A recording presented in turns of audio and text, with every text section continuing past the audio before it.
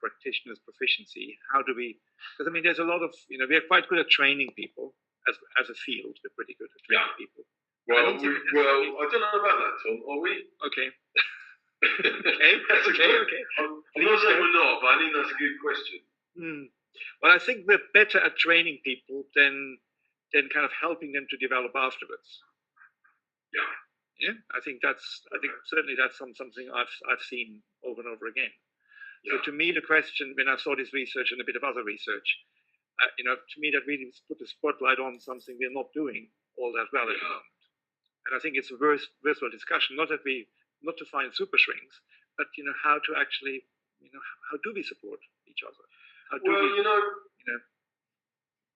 one answer to that question. I'm not saying it's my answer, but one answer to the question would be that you train them very specifically in evidence-based protocols, so that somebody who's got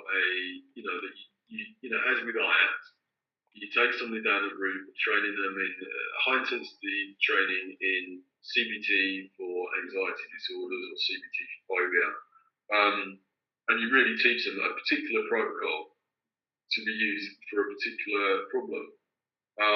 I mean, that's one answer, and I think, I guess we never had a study which has compared that kind of training against, say, years of relational training.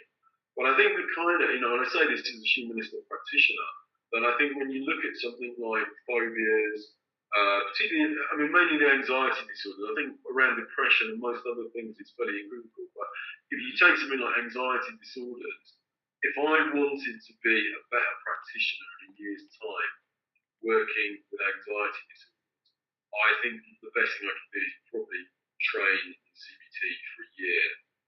And I'm waiting for the bullet to come down for saying that. But, I think, that would be one answer. I think in terms of training, that's one thing.